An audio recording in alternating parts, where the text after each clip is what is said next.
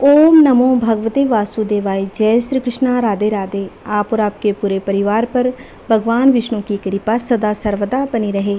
आइए भक्तों, आज हम सुनेंगे बृहस्पतिवार व्रत की कथा। इस व्रत को करने से समस्त इच्छाएं पूर्ण होती हैं। बृहस्पति महाराज प्रसन्न होते हैं।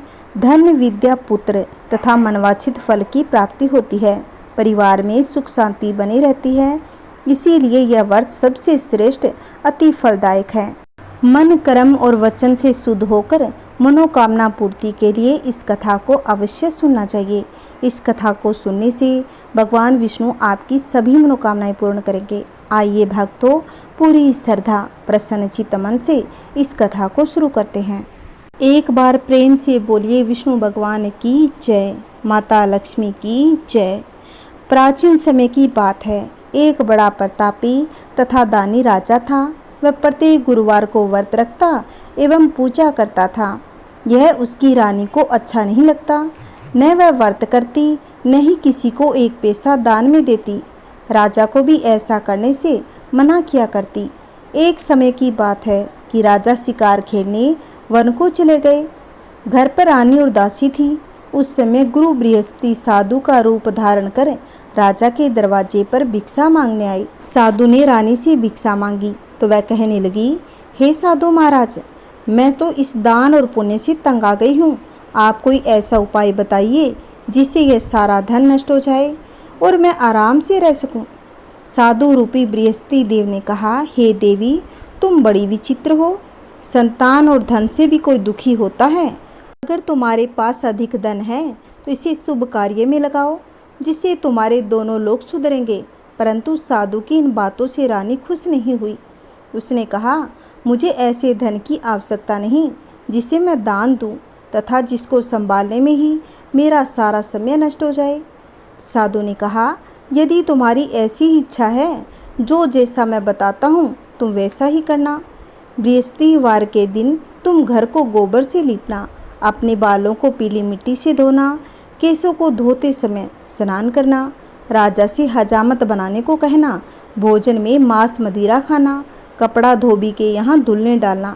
इस प्रकार 7 बृहस्पतिवार करने से तुम्हारा समस्त धन नष्ट हो जाएगा। इतना कहकर साधु बने बृहस्पति देव महाराज अंतर्ध्यान हो गए। साधु के कहे अनुसार करते हुए रानी को केवल 3 बृहस्पतिवार ही बीते थे कि उसकी समस्त धन संपत्ति नष्ट हो गई। भोजन के लिए परिवार तरसने लगा। एक दिन राजा रानी से बोला, हे रानी, तुम यहीं पर रहो, मैं दूसरे देश को जाता हूँ, क्योंकि यहाँ पर मुझे सभी जानते हैं, इसीलिए मैं कोई छोटा कार्य नहीं कर सकता। ऐसा कहकर राजा प्रदेश को चला गया। वहाँ वह जंगल से लकड़ी काट कर लाता, शहर में बेचता। इस तरह वह अपना जीवन व्यतीत करने लगा। इधर राजा के बिना रानी और दासी दुखी रहने लगी।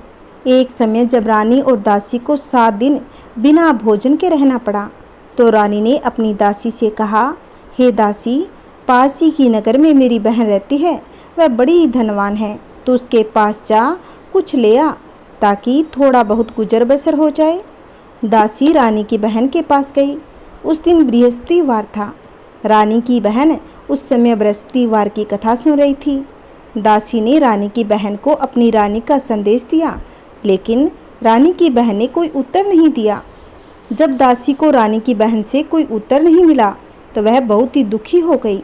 उसे क्रोध भी आया। दासी ने वापस आकर रानी को सारी बात बता दी। सुनकर रानी ने अपने भाग्य को कोसा। उधर रानी की बहन ने सोचा कि मेरी बहन की दासी आई थी, परंतु मैं उससे नहीं बोली, इससे वह दुखी हुई होगी।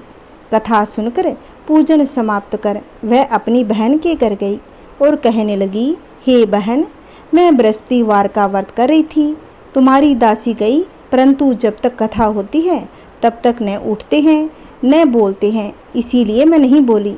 कहो दासी क्यों गई थी?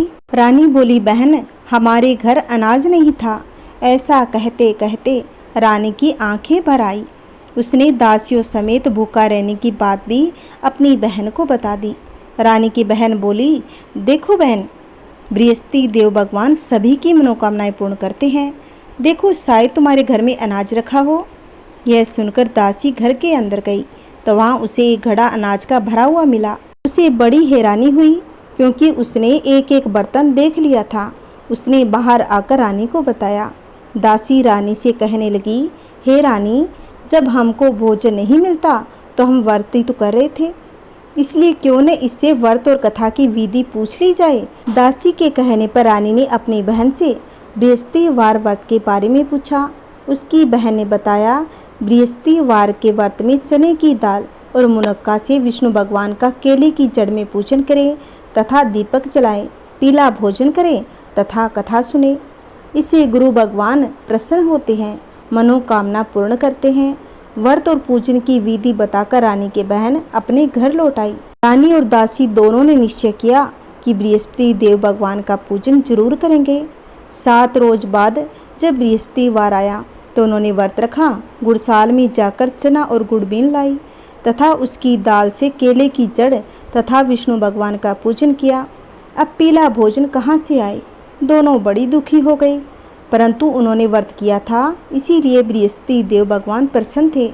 एक साधारण व्यक्ति के रूप में 2 थालों में सुंदर पीला भोजन लेकर आए और दासी को देकर बोले कि हे दासी, यह भोजन तुम्हारे लिए और तुम्हारी रानी के लिए है, इसे तुम दोनों ग्रहण करना।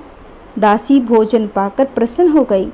उसने रानी को सारी बात बताई। उसके बाद से वे प्रत्येक बृहस्पतिवार को गुरु भगवान का व्रत और पूजन करने लगी। बृहस्पति भगवान की कृपा से उनके पास धन हो गया, परंतु रानी फिर से आलस्य करने लगी। तब दासी बोली, देखो रानी, तुम पहले भी इस प्रकार आलस्य करती थी, तुम्हें धन रखने में कष्ट होता था, इस कारण सभी धन नष्ट हो गया। अब गुरु भगवान की कृपा से धन मिला है तो फिर तुम्हें आलस्य होने लगा। बड़ी मुसीबतों के बाद हमने यह धन पाया है, इसीलिए हमें दान पुण्य करना चाहिए। अब तुम भूखे मनुष्यों को भोजन करवाओ, प्याऊ लगवाओ, ब्राह्मणों को दान दो, कुआं, तालाब, बावड़ी आदि का निर्माण करवाओ, मंदिर पाठशाला बनवाकर ज्ञान दान दो, कुंवारी कन्याओं का विवाह करवाओ, अर्थात धन को शुभ कार्य में खर्च करो, जिससे तुम्हारे कुल का यश बढ़े और स्वर्ग प्राप्त हो, पितृ प्रसन्न हो। दासी की बात मानकर रानी शुभ कर्म करने लगी, उसका यश फैलने लगा। एक दिन रानी और दासी आपस में विचार करने लगी, न जाने राजा किस दशा में होंगे, उनकी कोई खोज खबर भी नहीं है। उन्होंने श्रद्धापूर्वक बृहस्पति भगवान से प्रार्थना की, राजा जहाँ कहीं भी हो शीघ्र घर वापस आ जाए। उधर राजा प्रदेश में बहुत दुखी रहने लगा। वह प्रतिदिन जंगल से लकड़ी बीनकर लाता, उसे शहर में बेचकर अपने दुखी जीवन को बड़ी कठिनता से व्यतीत करता था। एक दिन दुखी हो अपनी पुरानी बातों को याद करके वह रोने लगा, उदास हो गया। उसी समय राजा के पास बृहस्पति देव भगवान साधु के रूप में आकर बोले, हे लकड़हारे, तुम इस सुनसान जंगल में किस चिंता में बैठे हो, मुझे बतलाओ। यह सुन राजा के नेत्रों में जल भर गया और साधु की वंदना कर राजा ने अपनी संपूर्ण कहानी सुना दी। महात्मा दयालु होते हैं। वे राजा से बोले, हे राजा, तुम्हारी पत्नी ने बृहस्पति देव के प्रति अपराध किया था, जिसके कारण तुम्हारी यह दशा हो गई। अब तुम चिंता मत करो, भगवान तुम्हें पहले से अधिक धन देंगे। देखो, तुम्हारी पत्नी ने बृहस्पतिवार का व्रत प्रारंभ कर दिया है। अब तुम भी बृहस्पतिवार का व्रत करके चने की दाल व गुड़ जल के लोटे में डालकर केले का पूजन करो, फिर कथा कहो या सुनो, भगवान तुम्हारी सभी मनोकामनाओं को पूर्ण करेंगे। साधु की बात सुनकर राजा बोला, हे प्रभु, लकड़ी बेचकर तो इतना पैसा नहीं मिलता जिससे भोजन के उपरांत कुछ बचा सकूं। मैंने रात्रि में अपनी रानी को व्याकुल देखा है, मेरे पास कोई साधन नहीं जिससे उसका समाचार जान सकूं। फिर मैं कौन सी कहानी कहूं, यह भी मुझको मालूम नहीं है। साधु ने कहा, हे राजा, मन में बृहस्पति भगवान के पूजन व्रत का निश्चय करो, वे स्वयं तुम्हारे लिए कोई राह बना देंगे। बृहस्पतिवार के दिन तुम रोजाना की तरह लकड़ियां लेकर शहर में जाना, तुम्हें रोज से दुगना धन मिलेगा, जिससे तुम भली भांति भोजन कर लोगे तथा बृहस्पति देव की पूजा का सामान भी आ जाएगा। जो तुमने बृहस्पतिवार की कहानी के बारे में पूछा था वो इस प्रकार है। इतना कहकर कहानी सुनानी प्रारंभ कर देते हैं। प्राचीन काल में एक बहुत ही निर्धन ब्राह्मण था। उसके कोई संतान न थी। वह नित्य पूजा पाठ करता। उसकी स्त्री न तो स्नान करती न किसी देवता का पूजन करती। इस कारण ब्राह्मण देवता बहुत ही दुखी रहते थे। भगवान की कृपा से ब्राह्मण के यहाँ एक कन्या उत्पन्न हुई। कन्या बड़ी होने लगी। प्रातः स्नान करके वह भगवान विष्णु का पूजन करती थी। बृहस्पतिवार का व्रत भी करने लगी। पूजा पाठ समाप्त कर पाठशाला जाती, अपनी मुट्ठी में जौ भर के ले जाती और पाठशाला के मार्ग में डालती जाती। लौटते समय वही जौ सवर्ण के हो जाते थे तो उनको बीनकर घर ले आती। एक दिन वह बालिका सूप में उन सोने के जौ को फटकार कर साफ कर रही थी। तभी उसकी माँ ने देख लिया और कहा कि हे बेटी, सोने के जौ को फटकने के लिए सोने का सूप भी होना चाहिए। दूसरे दिन गुरुवार का दिन था। कन्या ने व्रत रखा था और बृहस्पति देव से सोने का सूप देने की प्रार्थना करने लगी। बृहस्पति देव ने उसकी प्रार्थना स्वीकार कर ली। रोजाना की तरह वह कन्या जौ फैलाते हुई पाठशाला चली गई। पाठशाला से लौटकर जब वह जौ को बीन रही थी तो बृहस्पति देव की कृपा से उसे सोने का सूप मिला। उसे वह घर ले आई, उससे जौ साफ करने लगी, परंतु उसकी माँ का तो वही ढंग रहा। एक दिन की बात है, कन्या सोने के सूप में जब जौ साफ कर रही थी, उस समय उस नगर का राजकुमार वहाँ से होके निकला। कन्या के रूप और कार्य को देखकर वह उस पर मोहित हो गया। राजमहल में आकर वह भोजन तथा जल त्याग कर उदास होकर लेट गया। राजा को जब राजकुमार द्वारा अंजल त्यागने का समाचार ज्ञात हुआ तो अपने मंत्रियों के साथ वह अपने पुत्र के पास गया और कारण पूछा। राजकुमार ने राजा को उस लड़की के घर का पता भी बता दिया। मंत्री उस लड़की के घर गया। मंत्री ने ब्राह्मण के समक्ष राजा की ओर से निवेदन किया। कुछ ही दिन बाद ब्राह्मण की कन्या का विवाह राजकुमार के साथ संपन्न हो गया। कन्या के घर से जाते ही ब्राह्मण के घर में पहले की भांति गरीबी का निवास हो गया। एक दिन दुखी होकर ब्राह्मण अपनी पुत्री से मिलने गया। बेटी ने पिता की अवस्था को देखा और अपनी माँ का हाल पूछा। ब्राह्मण ने अपनी बेटी को सभी हाल कह सुनाया। कन्या ने बहुत सारा धन देकर अपने पिता को विदा किया, लेकिन कुछ ही दिनों के बाद फिर से वही हाल हो गया। ब्राह्मण फिर अपनी कन्या के यहाँ आया तो सभी हाल कहते पुत्री कहने लगी, पिताजी आप माताजी को यहाँ ले आओ, मैं उन्हें वह विधि बता दूंगी जिससे गरीबी दूर हो जाएगी। ब्राह्मण देवता अपनी स्त्री को साथ लेकर अपनी पुत्री के पास राजमहल पहुँचे तो पुत्री अपनी माँ को समझाने लगी, हे माँ, तुम प्रातःकाल स्नान आदि करके विष्णु भगवान का पूजन करो तो सब दरिद्रता दूर हो जाएगी। परंतु उसकी माँ ने उसकी एक बात भी नहीं मानी। वह प्रातःकाल उठकर अपनी पुत्री के बच्चों की जूठन खा लेती है। एक दिन उसकी पुत्री को बहुत ही गुस्सा आ गया। उसने अपनी माँ को एक कोठरी में बंद कर दिया। प्रातः उसे स्नान आदि करा के पूजा पाठ करवाया तो उसकी माँ की बुद्धि ठीक हो गई। इसके बाद वह नियम से पूजा पाठ करने लगी। प्रत्येक बृहस्पतिवार को व्रत करने लगी। इस व्रत के प्रभाव से मृत्यु के बाद स्वर्ग को गई। वह ब्राह्मण भी सुखपूर्वक इस लोक का सुख भोगकर स्वर्ग को प्राप्त हो गया। इस तरह कहानी कहकर साधु बने देवता वहाँ से आलोप हो गए। धीरे धीरे समय व्यतीत होने पर फिर गुरुवार का दिन आया। राजा जंगल से लकड़ी काटकर शहर में बेचने गया। उसे उस दिन और दिनों से अधिक धन मिला। राजा ने चना गुड़ आदि लाकर बृहस्पतिवार का व्रत किया। उस दिन से उसके सभी कलेश दूर हो गए। परंतु जब अगला गुरुवार का दिन आया तो वह बृहस्पतिवार का व्रत करना भूल गया। इस कारण बृहस्पति भगवान नाराज हो गए। उस दिन उस नगर के राजा ने विशाल यज्ञ का आयोजन किया था तथा अपने समस्त राज्य में घोषणा करवा दी, सभी मेरे यहाँ भोजन करने आए, किसी के घर चूल्हा न जले। इस आज्ञा को जो ना मानेगा उसको फांसी दे दी जाएगी। राजा की आज्ञा के अनुसार राज्य के सभी वासी राजा के भोज में सम्मिलित हुए, लेकिन लकड़हारा कुछ देर से पहुंचा, इसलिए राजा उसको अपने साथ महल में ले गए। जब राजा लकड़हारे को भोजन करा रहे थे तो रानी की दृष्टि उस खूंटी पर पड़ी जिस पर उसका हार लटका हुआ था। उसे हार खूंटी पर लटका दिखाई नहीं दिया। रानी ने निश्चय किया कि मेरा हार इस लकड़हारे ने चुरा लिया है। उसी समय सैनिक बुलवाकर उसको जेल में डलवा दिया। लकड़हारा जेल में विचार करने लगा, न जाने कौन से पूर्व जन्म के कर्म से मुझे यह दुख प्राप्त हुआ है, और जंगल में मिले साधु को याद करने लगा। तत्काल बृहस्पति देव साधु के रूप में प्रकट हो गए और कहने लगे, अरे मूर्ख, तूने बृहस्पति देवता की कथा नहीं की, उसी कारण तुझे यह दुख प्राप्त हुआ है। अब तू चिंता मत कर, बृहस्पतिवार के दिन जेल खाने के दरवाजे पर तुझे 4 पैसे पड़े मिलेंगे। उनसे तू बृहस्पतिवार की पूजा करना तो तेरे सभी कष्ट दूर हो जाएंगे। अगले बृहस्पतिवार को उसे जेल के द्वार पर 4 पैसे मिले। राजा ने पूजा का सामान मंगवाकर कथा कही और प्रसाद बांटा। उसी रात्रि में बृहस्पति देव ने उस नगर के राजा को स्वप्न में कहा, हे राजा, तूने जिसे जेल में बंद किया है उसे कल छोड़ देना, वह तो निर्दोष है। राजा प्रातःकाल उठा और खूंटी पर हाथ टंगा देखकर लकड़हारे को बुलाकर क्षमा मांगी तथा राजा के योग्य सुंदर वस्त्र आभूषण भेंट कर उसे विदा किया। गुरुदेव की आज्ञा के अनुसार राजा अपने नगर को चल दिया।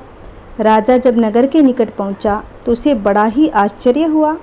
नगर में पहले से अधिक बाग, तालाब, कुएं तथा बहुत सी धर्मशालाएं, मंदिर आदि बने हुए थे। राजा ने पूछा, यह किसका बाग और धर्मशाला है? तब नगर के सब लोग कहने लगे, यह सब रानी और दासी द्वारा बनवाए गए हैं। राजा को आश्चर्य हुआ और गुस्सा भी आया। उसकी अनुपस्थिति में रानी के पास धन कहाँ से आया होगा? जब रानी ने यह खबर सुनी कि राजा आ रहे हैं तो उसने अपनी दासी से कहा, हे दासी, देख, राजा हमको इतनी बुरी हालत में छोड़ गए थे। वह हमारी ऐसी हालत देखकर लौट न जाए, इसलिए तू दरवाजे पर खड़ी हो जा। रानी की आज्ञा के अनुसार दासी दरवाजे पर खड़ी हो गई और जब राजा आए तो उन्हें अपने साथ महल में लिवा लाई। तब राजा ने क्रोध करके अपनी तलवार निकाली और पूछने लगा, बताओ, ये धन तुम्हें कहाँ से प्राप्त हुआ? तब रानी ने सारी कथा कह सुनाई। राजा ने निश्चय किया कि मैं रोजाना दिन में 3 बार कहानी कहा करूँगा, रोज व्रत किया करूँगा। अब हर समय राजा के दुपट्टे में चने की दाल बंधी रहती तथा दिन में 3 बार कथा कहता। एक रोज राजा ने विचार किया कि चलो अपनी बहन के यहाँ हो आऊँ। इस तरह का निश्चय कर राजा घोड़े पर सवार होकर अपनी बहन के यहाँ चल दिया। मार्ग में उसने देखा कि कुछ आदमी एक मुर्दे को लिए जा रहे थे। उन्हें रोककर राजा कहने लगा, अरे भाइयों, बृहस्पतिवार की कथा सुन लो। वे बोले, लो, हमारा तो आदमी मर गया है, इसको अपनी कथा की पड़ी है। परंतु कुछ आदमी बोले, अच्छा कहो, हम तुम्हारी कथा भी सुनेंगे। राजा ने दाल निकाली और कथा कहनी शुरू कर दी। जब कथा आदि हुई तो मुर्दा हिलने लग गया। जब कथा समाप्त हुई तो मुर्दा राम राम करके खड़ा हो गया। राजा आगे बढ़ा। उसे चलते चलते शाम हो गई। आगे मार्ग में उसे किसान खेत में हल चलाता मिला। राजा ने उससे कथा सुनाने का आग्रह किया, लेकिन वह नहीं माना। राजा आगे चल पड़ा। राजा के हटते ही बेल पछाड़ खाकर गिर गए तथा किसान के पेट में बहुत जोर से दर्द होने लगा। उसी समय किसान की माँ रोटी लेकर आई थी। उसने जब देखा तो अपने पुत्र से सब हाल पूछा। बेटे ने सभी हाल कहा। बुढ़िया दौड़ी दौड़ी उस घुड़सवार के पास पहुंच गई। उससे बोली, मैं तेरी कथा सुनूंगी, तू अपनी कथा मेरे खेत पर ही चलकर कहना। राजा ने लौटकर बुढ़िया के खेत पर जाकर कथा कही, जिसे सुनते ही बेल खड़ा हो गया और किसान के पेट का दर्द भी बंद हो गया। राजा अपनी बहन के घर पहुंच गया। बहन ने भाई की खूब मेहमानी की। दूसरे रोज प्रातःकाल राजा जगा तो वह देखने लगा कि सब लोग भोजन कर रहे थे। राजा ने अपनी बहन से पूछा कि ऐसा कोई मनुष्य है जिसने भोजन न किया हो, जो मेरी बृहस्पतिवार की कथा सुन ले। बहन बोली, है भैया, यह देश ऐसा है, यह लोग पहले भोजन करते हैं, बाद में कोई अन्य कार्य करते हैं। फिर वह एक कुम्हार के घर गई, जिसका लड़का बीमार था। उसे मालूम हुआ कि उसके यहाँ 3 दिन से किसी ने भोजन नहीं किया है। रानी ने अपने भाई की कथा सुनने के लिए कुम्हार से कहा। वह तैयार हो गया। राजा ने जाकर बृहस्पतिवार की कथा कही, जिसको सुनकर उसका लड़का ठीक हो गया। अब तो राजा की प्रशंसा होने लगी। एक दिन राजा ने अपनी बहन से कहा, हे बहन, मैं अब घर को जाऊंगा, तुम भी तैयार हो जाओ। राजा की बहन ने अपनी सास से अपने भाई के साथ जाने की आज्ञा मांगी। सास बोली, हाँ चली जा, मगर अपने लड़कों को मत ले जाना, क्योंकि तेरे भाई की कोई संतान नहीं है। बहन ने अपने भाई से कहा, हे भैया, मैं तो चलूँगी, मगर कोई बालक नहीं जाएगा। अपनी बहन को भी छोड़कर दुखी मन से राजा अपने नगर को लौट आया। राजा ने अपनी रानी से सारी कथा बताई और बिना भोजन किए वह शैया पर लेट गया। रानी बोली, हे प्रभु, बृहस्पति देव ने हमें सब कुछ दिया है, वे हमें संतान भी अवश्य ही देंगे। उसी रात बृहस्पति देव ने राजा को स्वप्न में कहा, हे राजा उठ, सभी सोच त्याग दे, तेरी रानी गर्भवती है। राजा को यह जानकर बड़ी प्रसन्नता हुई। 9वें महीने रानी के गर्भ से एक सुंदर पुत्र पैदा हुआ। तब राजा बोला, हे रानी, स्त्री बिना भोजन के रह सकती है, परंतु बिना कहे नहीं रह सकती। जब मेरी बहन आए तुम उससे कुछ मत कहना। रानी ने हाँ कर दी। जब राजा की बहन ने शुभ समाचार सुना तो वह बहुत ही खुश हो गई तथा बधाई लेकर अपने भाई के यहाँ आई। रानी ने तब उसे आने का उलावना दिया। जब भाई अपने साथ ला रहे थे तब टाल गई और उसने साथ न लाई और आज अपने आप भागी भागी बिना बुलाए आ गई। तो राजा की बहन बोली, भाई मैं इस प्रकार न कहती तो तुम्हारे घर औलाद कैसे होती। बृहस्पति देव सभी कामनाएं पूर्ण करते हैं। जो सद्भावना पूर्वक बृहस्पतिवार का व्रत करता है एवं कथा पढ़ता है या सुनता है, दूसरों को सुनाता है, बृहस्पति देव उसकी सभी मनोकामनाएं पूर्ण करते हैं, उनकी सदैव रक्षा करते हैं। जो संसार में सद्भावना से गुरुदेव का पूजन एवं व्रत सच्चे हृदय से करते हैं, उनकी सभी मनोकामनाएं वैसे ही पूर्ण होती है जैसी सच्ची भावना से रानी और राजा ने बृहस्पति देव की कथा का गुणगान किया तो उनकी सभी इच्छाएं बृहस्पति देव जी ने पूर्ण की। अनजाने में भी बृहस्पति देव की उपेक्षा न करें, ऐसा करने से सुख शांति नष्ट हो जाती है। इसलिए सबको कथा सुनने के बाद प्रसाद लेकर जाना चाहिए। हृदय से उनका मनन करते हुए जयकारा बोलना चाहिए। बोलिए बृहस्पति देव भगवान की जय। बोलिए समस्त देवी देवताओं की जय। बोलिए विष्णु भगवान माता लक्ष्मी की जय। जो भी इस कथा को सुनता है, पढ़ता है, हुंकार भरता है, उनके घर में सदैव भगवान का वास हो, उनके सभी कलेश दूर हो। आइए भक्तों, अब हम सुनेंगे आरती। ओम जय बृहस्पति देवा, ओम जय बृहस्पति देवा। छीने छीने भोग लगाऊं, छीने छीने भोग लगाऊं, कदली फल मेवा। ओम जय बृहस्पति देवा। तुम पूर्ण परमात्मा, तुम अंतर्यामी, प्रभु तुम अंतर्यामी।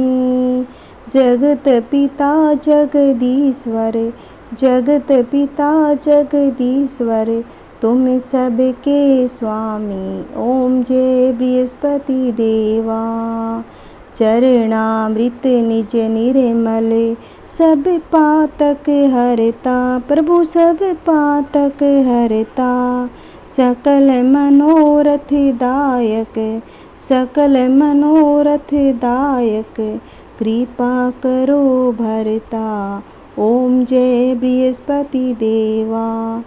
तन मन धन अर्पण करे, जो जन शरण पड़े, प्रभु जो जन शरण पड़े। प्रभु पर कट तब हो करे, प्रभु पर कट तब हो करे, आकर द्वार खड़े। ओम जय बृहस्पति देवा। दीन दयाल दयानिधि, भगतन हितकारी, प्रभु भगतन हितकारी। पाप दोष सब हरता, पाप दोष सब हरता, भव बंधन हारी। ओम जय बृहस्पति देवा। सकल मनोरथ दायक, सब संशय हारो, प्रभु सब संशय हारो। विषय विकार मिटाओ, विषय विकार मिटाओ, संतन सुखकारी। ओम जय बृहस्पति देवा। जो कोई आरती तेरी प्रेम सहित गावे, प्रभु प्रेम सहित गावे। जेठानंद आनंद करे, जेठानंद आनंद करे, सो निश्चय पावे।